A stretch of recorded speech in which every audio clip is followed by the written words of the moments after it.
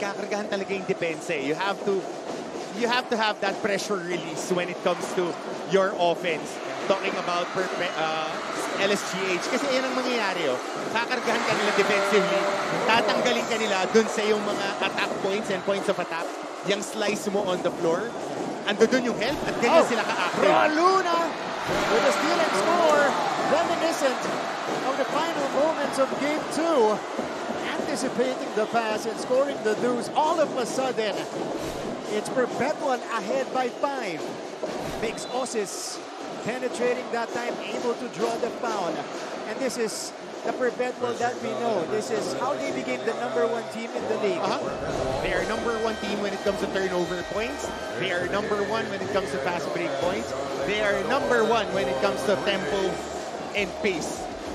Di man ganun karami yung mga outside shooters nila. Bilang lang. Parang walang kailangang pag-isipan. Alam mo na kung saan ka pupunta. Matik, ano? Rosales speaking. Oh! First shot is good. That's Rosales draining the triple and Perpetual stretches the lead to 6. Ito ang important dito. Tabayan na natin. How will Kines get his touches? Gian Gomez finally getting one to go in. And Gian Gomez go ahead 3 in game number 2 to give them a late lead. Yep, same look as what JD Pagulayan had. Strong side attack. Speaking of that JD, head. Ito malakas para kay JD Pagulayan. Pero kailangan busugin mo to. Ito yung alam mong shot maker mo from the outside. Kailangan bigyan mo ng bigyan. Kita ko yung kumpiyansa dito. A screen, quick turn, and the hit from Dan Rosales. Pero sa kabila, Gian Gomez, you know, he's been trying to find his first 2 points. Finally taking away the main point of attack ng LSGH. Yeah. Question is, can LSGH fabricate looks for the other guys? Oh, look at that. Gorgeous move coming from Gian Gomez. This guy is taking matters into his own hands to bring the Greenies back in it. Ian Zanoria called for the foul with Gian Gomez now. Again, this guy is taking on the scoring responsibilities. Gomez with another basket to tie the game. And quickly answered on the other end by Chandler Luna. They would put pressure on you, talking about Perpetual. They don't care. Oh, at doon na naman, 3 tao naka-blanket. And they force a turnover here. Good luck. Ortega, yes! Ang madiin maglaro itong Ortega. Bill Ortega. He would be a small forward when he goes to college. Step in 3! Rosales with his second 3-point bomb in the first. Kines, oh! Denied by LeBron James dive. Great help side there. But that was the opportunity for Gillian Kines. So nakikita mo na 3 tao yung ibibigay. Pero how about this move? Woo! Spinning away from the defense and shooting it over the outside na sinasantigan ni Coach Joe. Here is Rosales. Kalyangan will pull the trigger and knock down a triple. I see. Has 7 points here in the first. Gomez, no. Gomez comes up with it. Gian Gomez, another fade, gets the bounce that time. This guy is on a roll. He's got 9 points in the first. Playing the game of his life. Ito yung mga matatandaan mo pagka nag-reunion kayo. Naalala mo pare yung Game 3? Binigay niya. Oh, Rosales! Ano? That's for boost, rather. So, hitting it from the corner. Ito yung mga bonus things na nabibigay ng mga defensive stoppers ni Coach Job Cleopas. 9 points coming off Corpus and Rosales. 3 3-pointers yan. So the game plan for the Greenies right now is just ride the hot hand of Gomez. Meantime, this is called good ball movement for the Altas. Oh! Both corners covered by Jim Corpus. Whoever makes more 3-pointers wins the ball game. Nail it. That's the 3rd point. I've been stressing last game. Nail it. Open threes, you have to nail. And the role players of Perpetual is already good pass. Medyo mataas pa nga. Yeah. But right at the shooting pocket, pagkasalo, let it fly. dito ang disadvantage naman niya. When it comes to defense, medyo mabigat yung kailangan niyang itulak. There you go. Rebound. Contested. Luna has it. Luna is running with it. Here's the kick out. Rosales will drive. Sending it out. Corpus. Kaboom! Jim Corpus with his third triple here in the game, and a booming end to the first frame for the Perpetual Junior Altas. They are threatening to run away with it. Pag pinanood nyo, yung napapagaling yung team niya. Gumagaling yung kakampi niya, nakakakontrol sila. Hindi nakakaskor sa kanila at nalalamangan nila yung kalaban. Yun, basic. For a more simple explanation, Kines getting into the passing lane.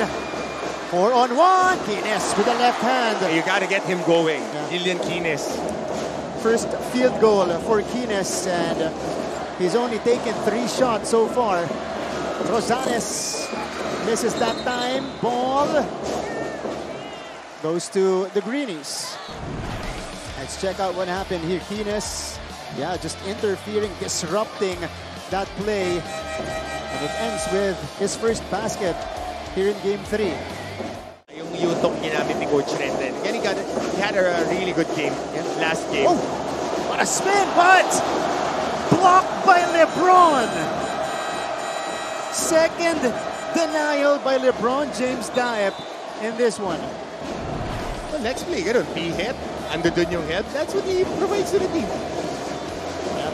He's a rim protector. Kailangan bigyan mo ng minuto. Kasi speaking of plus minus, yan yung hindi ka nasasaktan eh. Both offensively and defensively. Buhat! Abad inside. Christian Abad, he's got the soft hands. I see! With a slash to the hoop! Calyangan now with 9 points. Naman, aatakihin na naman nila. Number 1 team when it comes to pace. Ito nakita mo, disiplinado, loaded. Early blitz to, kaya pinapatabi na ni Kines yung banda. No? Yeah. Backline defense. Kines drops in the triple. Lilian Kines had to feel good if you're Lilian Kines. I see drop off. Easy hoop for the Luna inside.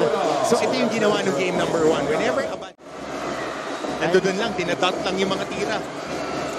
Calyangan with the save. That's a free 3. Send out Rosales.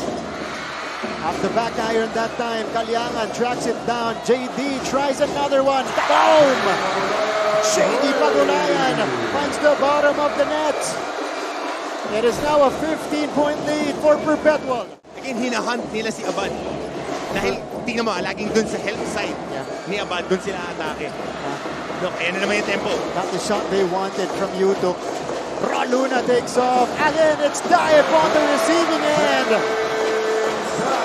And it is just pouring now for the Junior Altas. A 17-point lead. Kines drops his defender and nails the short stab.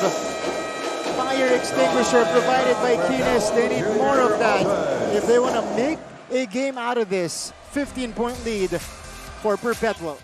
Walang ginagawang iba yung Perpetual. They're just standing their ground. They're covering their space. Look at and this. they're knocking down shots. It's a miss for Corpus. And that's LeBron Diep for you. That's who he James with the basket. Oh, he would not create for himself. That is not his skill set. Turnover pa rito. And now the pressure is starting to work for Perpetual, allowing them to grab their biggest lead, 19 points. Gomez from mid-range. No. Olayan corrals the board. Perpetual looking to break this game wide open. And we're just in the second frame. Yep, you need to get stops here. You need to get consecutive stops. Get the ship. Good screen. Pagulayan with the attack. No. Diep with another follow-up. Bart, ito yung sinasabi ko sa last game pa. You need to involve LeBron Diep in screen actions. It's a screen away or a ball screen. So he would have space crashing down to get an offensive rebound or an open look. LeBron James Diep is, back in his old form here. Coach Hammer back in his old self. You know, screen and roll, crash boards. Diyan siya may advantage kasi small forward siya. Pagulayan. Corpus. Nope. Long board to Kines. Ahead to Osis. Easiest basket of the half for the Greenies. And that's what they want to do. They want to force one attempt para makakuha sila ng transition basket. Yan lang naman yan. Stay disciplined. Penetration by Velasquez. No go. Ooh! Odador was not able to make the catch. Pass inside. Corpus! And they can afford that because lalim eh. Lalim ng lineup nila. Kines. Squeezing one in. Ang daming pinagdaanan doon ni Gillian Kines bago nakuha yung basket. And here's Kines. Uy! Nawala ang bola. Rosales. 3-on-2. Lob. Uy. Ball goes to Rosales. Even their 50-50 balls going the Alta's way. Not that time though. Ortega says, hold on. I got this. Oh! Counted in the foul for Dale Ortega. Kailangan check ni Dale Ortega yung emotions niya rito. Start pa lang ng game. Medyo mataas na yung emotions niya. I know it's an emotional game, but you have to understand the value that you provide for this team dahil you've been saddled with fouls. Ano mo yung pinakamaganda? Pinakita ni Coach Willie yung video. Meron sila video. May pa rin, At saka he looks healthy. He looks healthy now. Yeah. DJ Tabuan! Perpetual is now shooting 8 out of 15 from long distance. Alam ko na ginawa nila sa practice kahapon. Panay spread shooting lang to. Si Coach Jock. Kasi nakikita mo yung shooting spots eh. Si Gian Gomez with a 3. Yung shooting spots, corner. Tapos yung mid-slice na yun sa gitna, libre. So alam mo na eh, yun yung drill nila yesterday. Kasi sa film, yun din yung ibinibigay sa kanila ng LSGH. Ayun o, yun na naman. Yun na naman ang libre. That's right. Ito, Rosales with a penetration. Babalikan score from the baseline. Very subtle movements by Lebron Daep to open up a shooter. Hindi lang na-shoot, pero okay yun. Good movement. Ison inside for Sharma who scores the deuce. There you go. Itong si Ison was instrumental din in the Final Four. He was providing a lot of extra gusto, kumbaga, para sa kanilang koponan. Isa sa mga veterano ng LSGH was in the Final Four in Season 98 as Pagulayan scores on the roll. Head coach Renren Ritualo ang pilit ginigising ang kanyang players. Paalala niya, we are shooting ourselves on the foot. The opponents had too many three-pointers when the simple solution is to stay defensively in front. Nakukulangan din siya sa kanilang mental toughness. Now, in order to pick themselves up, the Greenies need to remember their battle cry coming into the series, which is fear is temporary, regrets are forever. Martin and Coach Ham. Thank you, Flo. Luna with the end one on the other end. Perpetual will open up a 23-point lead. Yung report ni Flo kanina, it will need to manifest quickly for LSGH because right now Perpetual is becoming unstoppable in this game. Yeah. Venus scanning for options. James Ison against a bigger defender. Kines, the whoa! Erased by Roluna. Wala, talagang binablanket siya.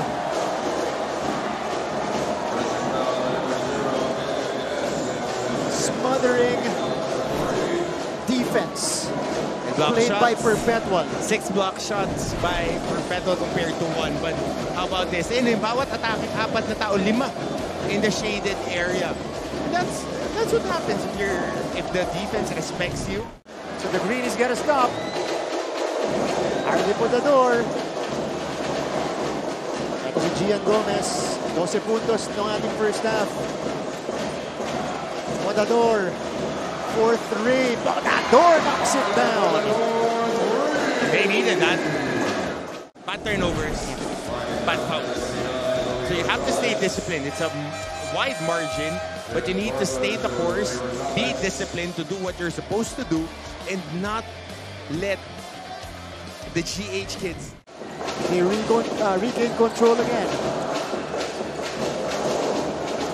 Kalyangan. IC is doubled. Kalyangan got the step. Too strong. Quick pass. Paldoria underneath.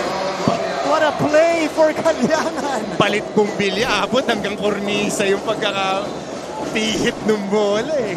We have to see that play again because Heads up. IC just made it happen that time. Here's the miss first.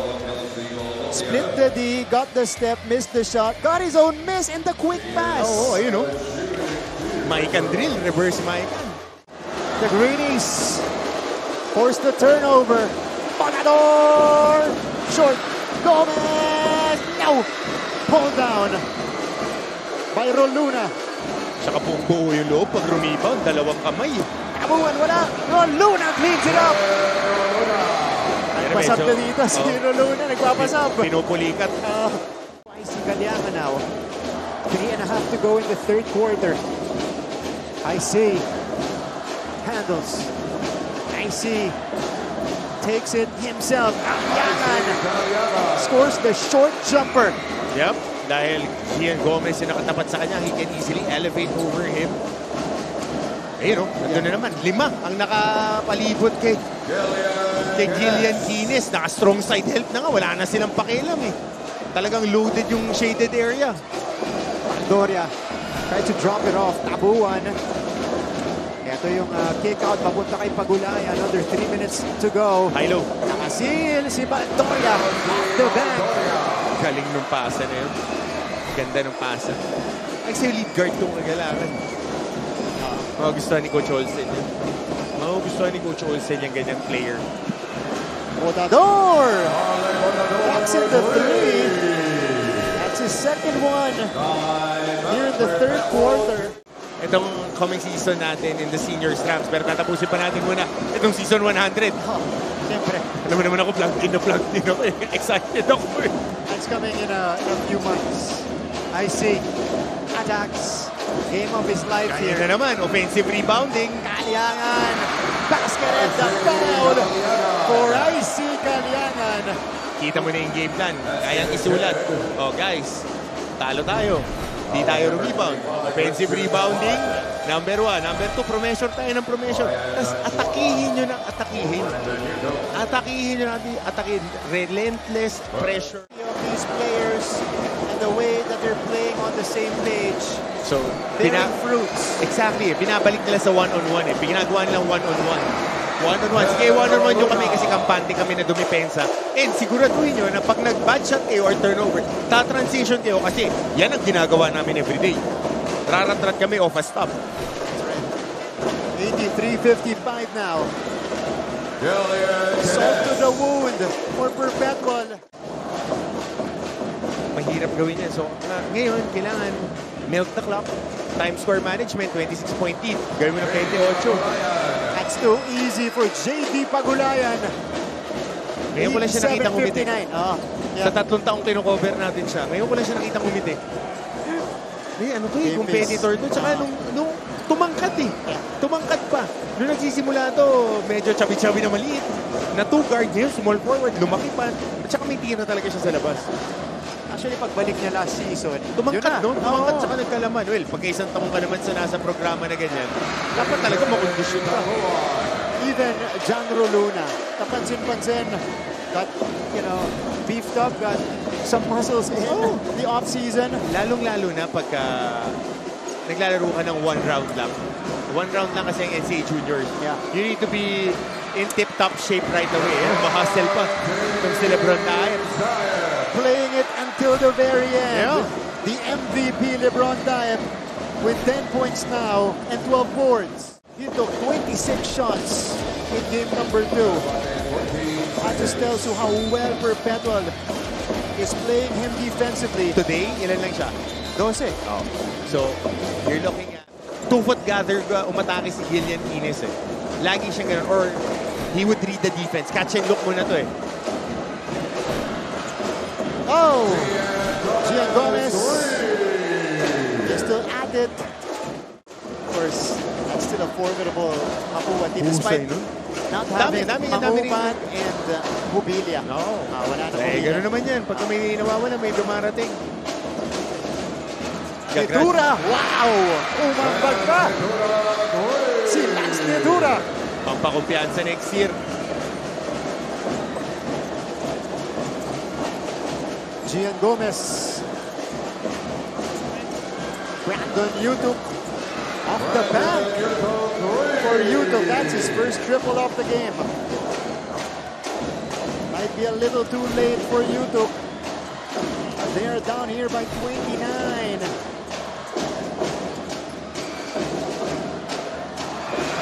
Ten assists.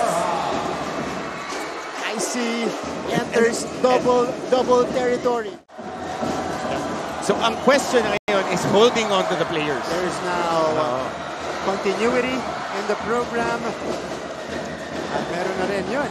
Yung streamline, yung programa, pwede magpatuloy sa kolehiyo. As we see this basket, everything going in now for Perpetual.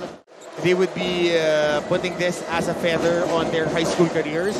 But for those who have the opportunity to pursue further in their basketball careers, this would be a highlight. But for those who won't be progressing, this would be a very good memory to have. Being part of a champion squad.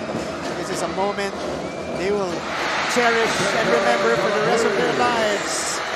And Perpetual hits the century mark. 101 points in game number 3. 9-second difference between the clocks. And we'll just wait it out. Zanoria bringing this one across. 12 seconds. 10 seconds.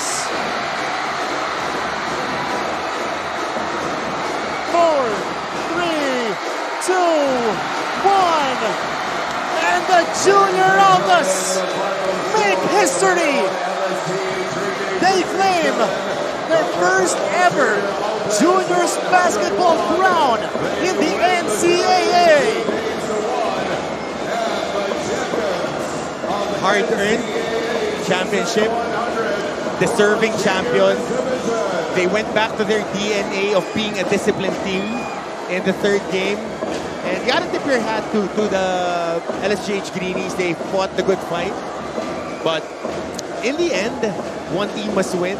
And the ones who stuck with it took care of business and will be taking home some hardware and a lot of memories. Redemption season is complete for Coach Jock Cleopas and the rest of his guys. Look at him. Overwhelmed with emotion right now. And this is the moment they've all been waiting for in season 100. They are champions of NCAA season 100 juniors basketball.